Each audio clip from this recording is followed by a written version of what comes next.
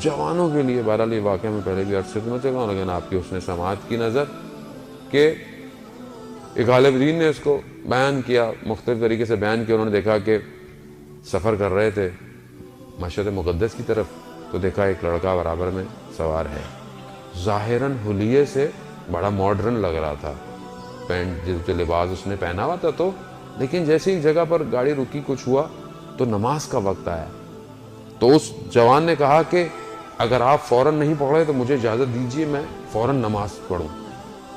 تو بڑی تو بعد میں انہوں نے اس سے پوچھا کہ ظاہراً تو تمہارا حلیہ ایسا نہیں لگتا کہ مطلب لباس تم نے بالکل بڑا ماڈرن سا پہنا ہوا ہے، اور لیکن تم نماز کے لیے اتنے تشنا، اتنے فوراً اول ٹائم پہ، ماجرا کیا ہے؟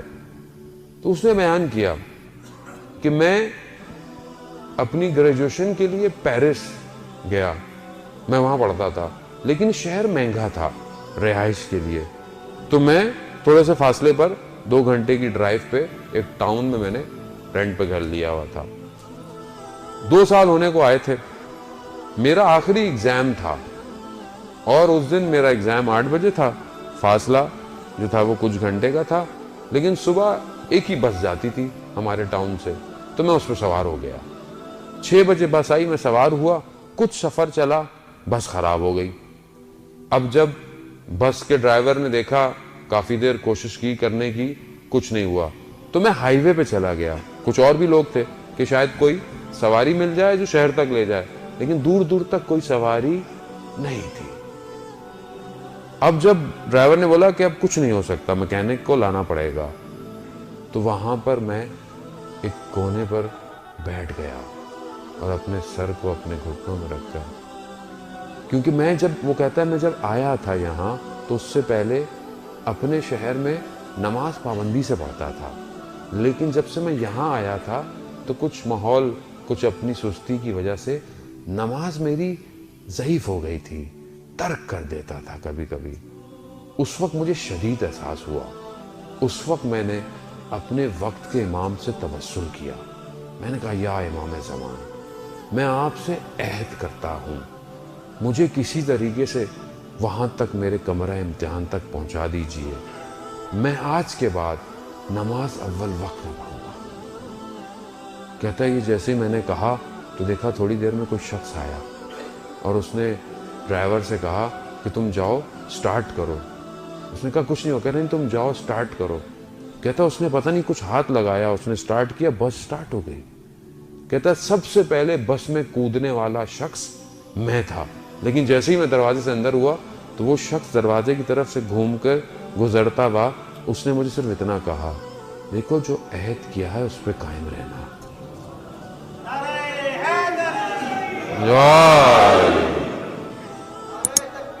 اللہ اکبر، اللہ اکبر، یا رسول اللہ، یا رسول اللہ، یا عزیزاً، اللہم صلی علی محمد آل محمد. وہ کہتا ہے کہ جب میں نے یہ سنا تو میرا بدن خشک ہو گیا. میں نے کہا کہ یہ میری بات اس شخص کو کیسے پتہ چلی؟ کہتا ہے جب تک میں یہ سمجھتا کہ یہ وقت کا امام ہے، یک امام کی طرف سے آیا ہوا کوئی شخص ہے، میں جیسے نیچے اترا دیکھا وہ شخص غائب ہو چکا تھا. عزیزان محترم، امام کسی جگہ کے محتاج نہیں ہے. آپ دنیا کے کسی حصے میں بھی ہوں، کسی حصے میں ہوں، گاؤں میں ہوں، دیہات میں ہوں، شہر میں ہوں، کہیں پہ بھی ہوں، امام کی دسترس میں ہے. اب یہ میرے پر ڈیپینڈ کرتا ہے کہ میں کتنا امام سے رابطہ کرتا ہوں. تو علامہ مجلسی اول فرماتے ہیں کہ میری امام زمانہ سے ملاقات ہوئی تو میں نے امام سے کہا کہ مولا مجھے خدا سے مانگنے کا طریقہ بتا دیجیے.